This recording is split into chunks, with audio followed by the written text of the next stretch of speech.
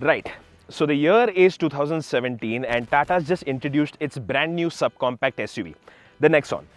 And as the years have passed, Tata's been consistently and frequently been making little additions, little changes to make sure that the car stayed modernized as the years passed. And this is besides the facelift where the design got a little bit Range Rover Evoquified. It's besides the Dark Edition, Red Dark Edition, Jet Edition, Kaziranga Edition, Crazy Edition and those 45 bajillion different variants.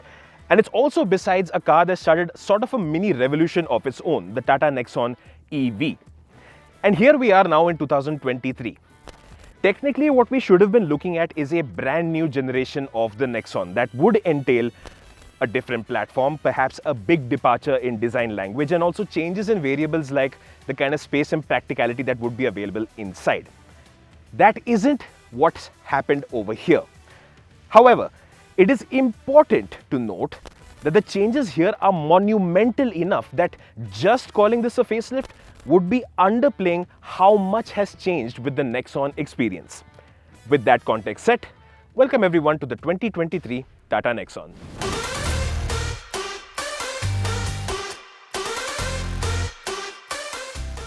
Let's dive into the changes by beginning with the most apparent one. This color option, you can call it a Barney the Dinosaur purple or Komolika purple, well, whatever you want to call the shade of purple, it's a lovely color, definitely complements the new look of the Nexon very well. And besides this, you will also have a nice and flashy shade of red along with an interesting Nardo grey, something that we've seen on a lot of German cars. So the Nexon is getting a lot more daring, youthful, poppy with the kind of color options that are being offered with the car itself. And that also matches up with this. The change in the design of the fascia itself that also includes this brand new, more digital looking DRL signature. And this is something similar in design that you're going to be seeing even with the lower variants. Down below, take a look at this. Ooh, all new LED headlights along with LED fog lamps. And of course, changes in design to the fog lamp enclosure along with a different look for the entire front bumper. The fog lamp enclosure itself, you'll also spot there's a little bit of an aerofoil that's been integrated down there. So that is a nice and cool touch. So on the front end, it's very apparent that anyone can tell this Nexon apart from its predecessor.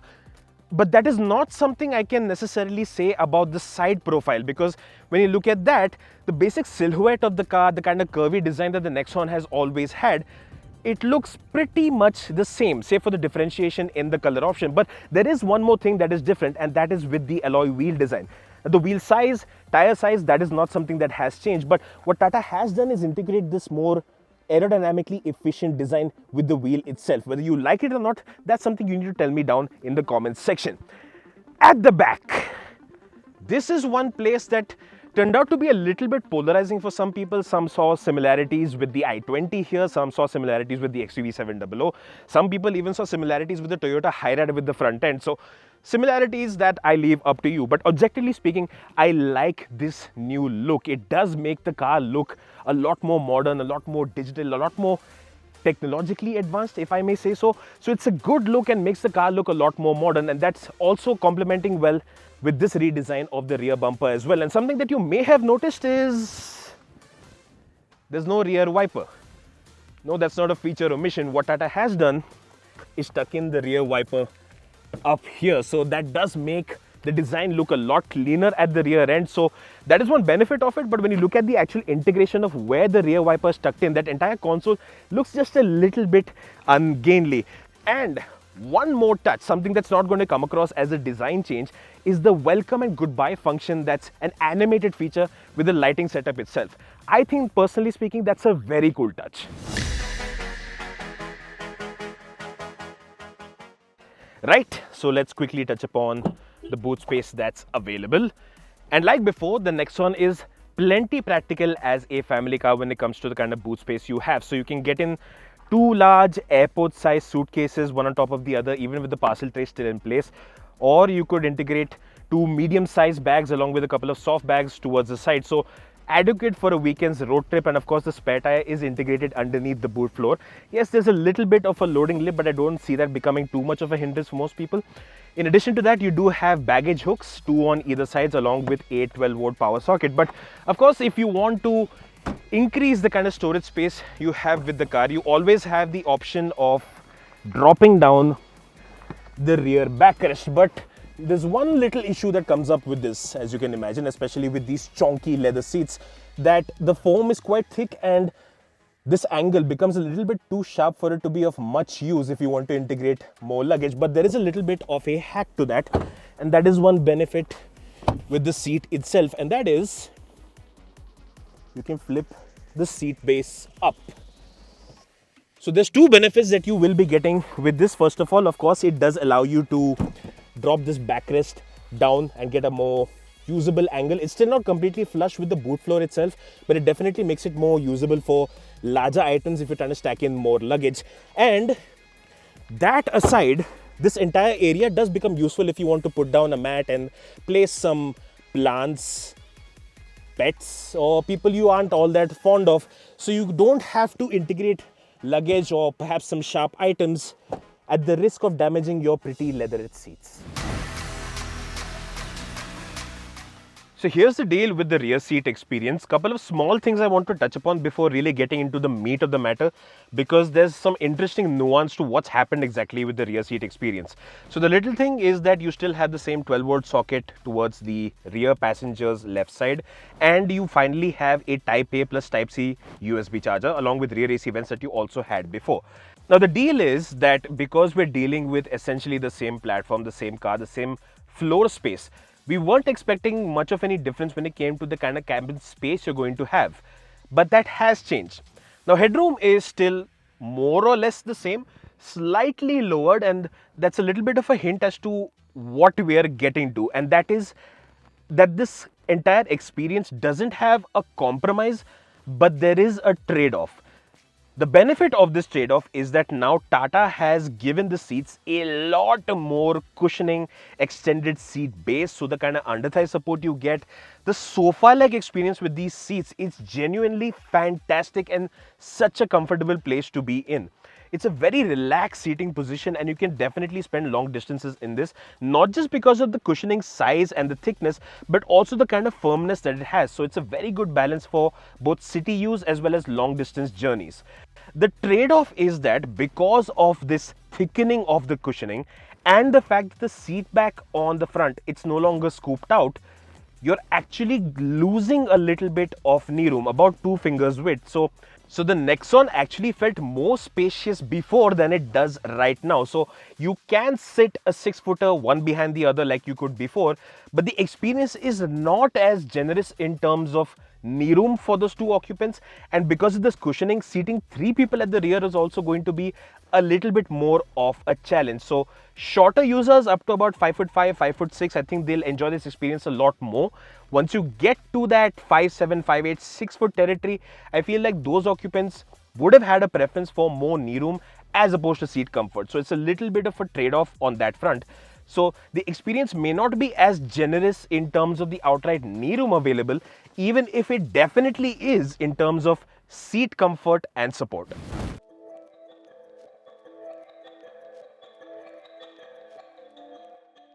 And the change in seat design, it's had its impact up front as well, because these front seats, they are brand new, and like we saw with the rear seats, the cushioning, the bolstering, the seat under thigh support, it's all been improved to make the seat comfort itself and support itself fantastic. But it does feel like these things have had their impact into the outright sense of space that you have sitting up front as well.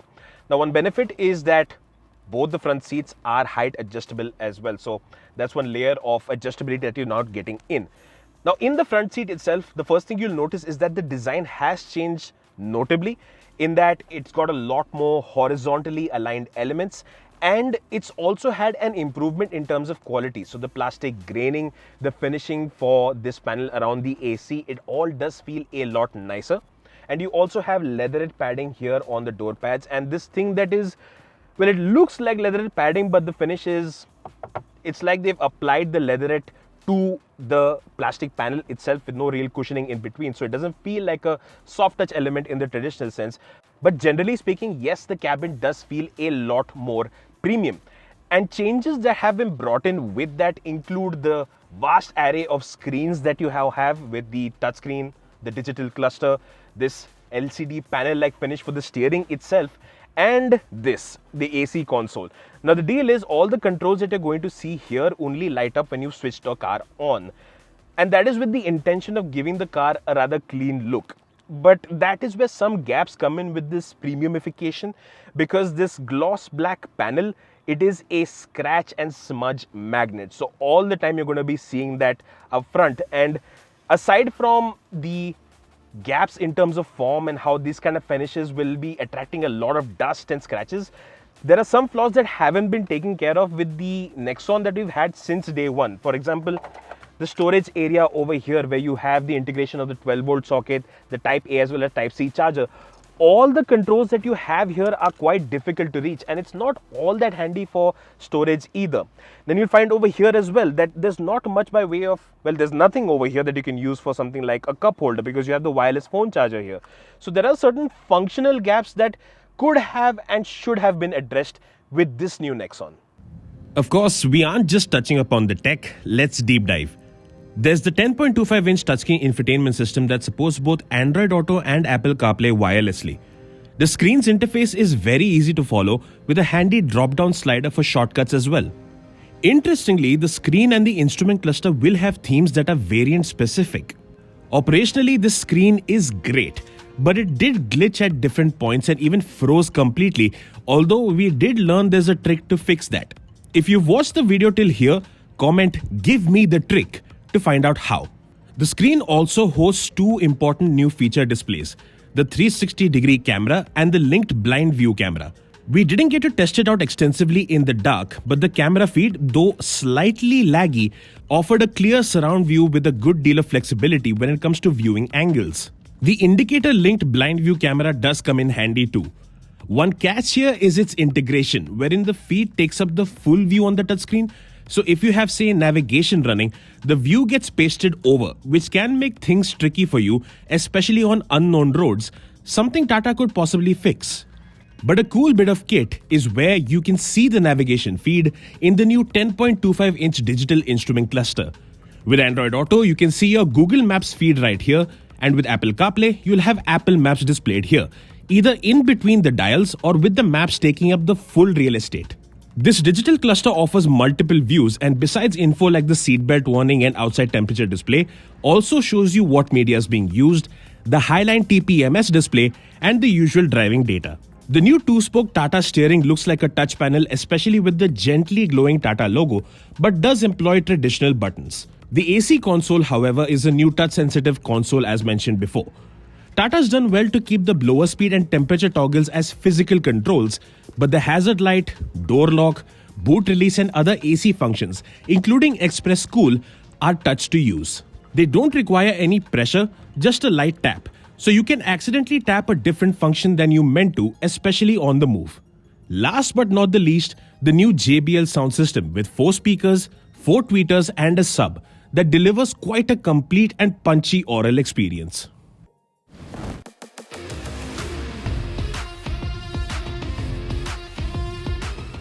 Alright, time to get behind the wheel, and in your case, behind the me in the Tata Nexon 2023. What's up, Arun? Nothing. I think I'm enjoying being chauffeur driven for now. Cool. Let's touch upon the safety aspect of it first before we get into the drive experience. So right now with the Nexon, obviously crash safety is something that we are expecting to be a strong point, with the next result for this Nexon coming from Bharat NCAP possibly, and not global NCAP.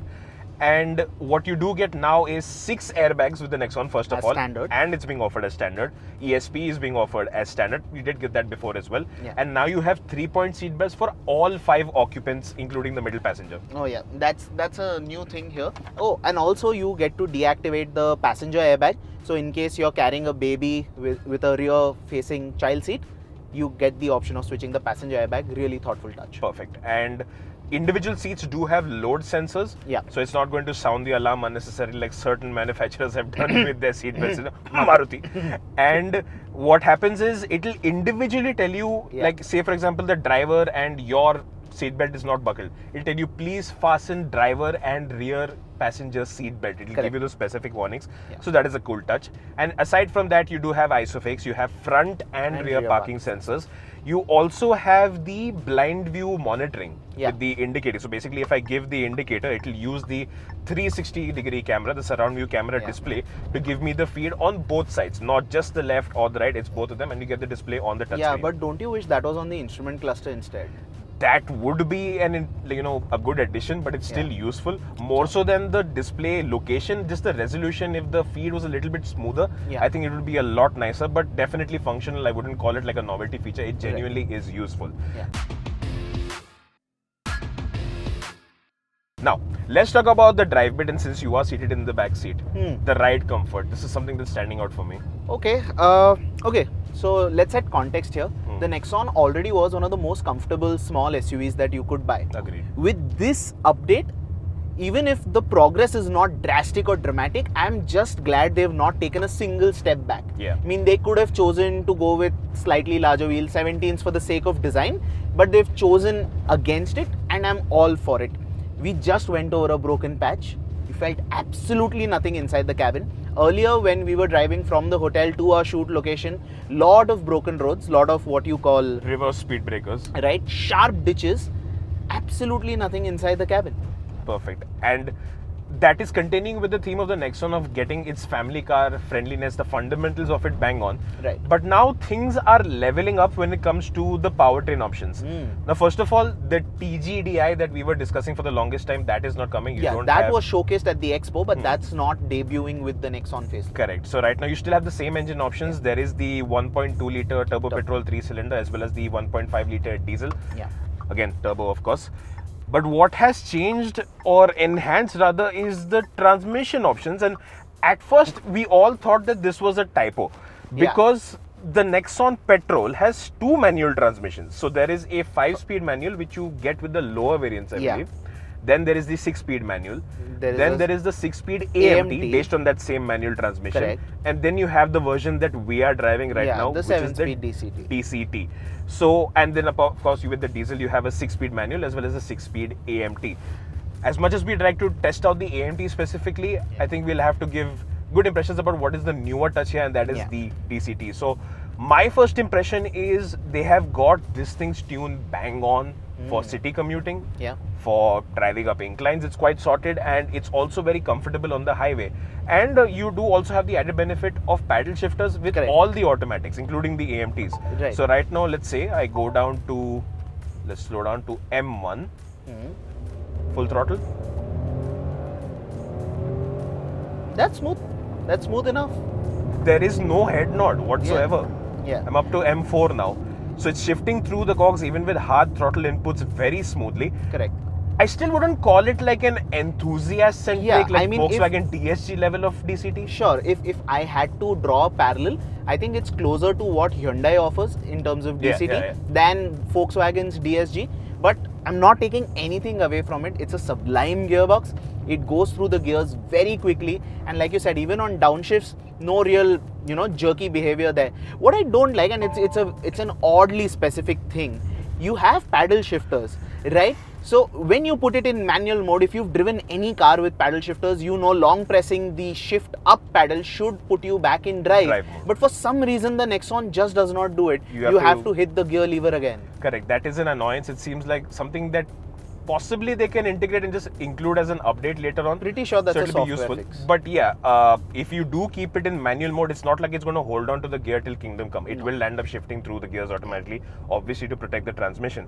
So this DCA, DCT, whatever it is you want to call it, it is decidedly towards improving the smoothness and sophistication of the drive experience with the petrol turbo, which won't necessarily be the case with the AMT, because that is adequate.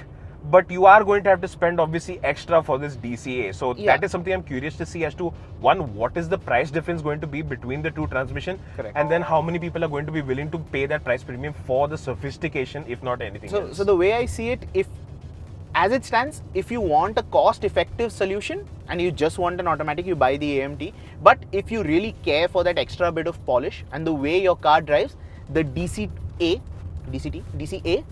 that should, in theory, make a lot of sense. So the diesel right now is pretty much a placeholder according to me. Hey, if you want it, it's there. In terms of how it drives, it's not particularly different than it used to be. Yeah. Which is to say, it's got a lot of torque. Yeah. And you can just be inside the city the entire day in second or third gear and it won't mind, and it will pull clean from those low revs also. Yeah. On the highway, it's super relaxed. Correct. It's very happy, you know, lazing around at 100, 120, legal speeds by the way. You can do that all day long, no hiccups. The reason I would pick the diesel over the turbo petrol is purely because of fuel efficiency. Because this is a turbocharged engine, this has a DCT, right? So general expectations of fuel efficiency should be tempered. Especially in city. Especially inside the city. So if you foresee a lot of heavy usage, I think diesel's the way to go, but really, really heavy usage.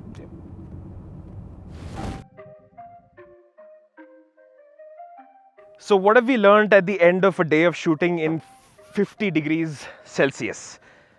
Well, the simple deal here is this. What Tata's managed to do is retain the qualities that made it a great family car to begin with, but take things to the next level with things like the improved interior quality, the design, the DCT and the tech package. But it's important that facets like the tech package are executed glitch-free for them to live up to their true potential. Because outside of those little bugbears that we experienced, the new digital cluster as well as the infotainment system are among the absolute best executions in this segment. Another missed opportunity are certain practicality gaps that have always been there with the Nexon, and they could have been corrected with this new update. But that aside, there's no two ways about it. The Nexon is now not only a fearsome rival to its alternatives in the segment, but it's doing plenty to properly and truly punch above its weight.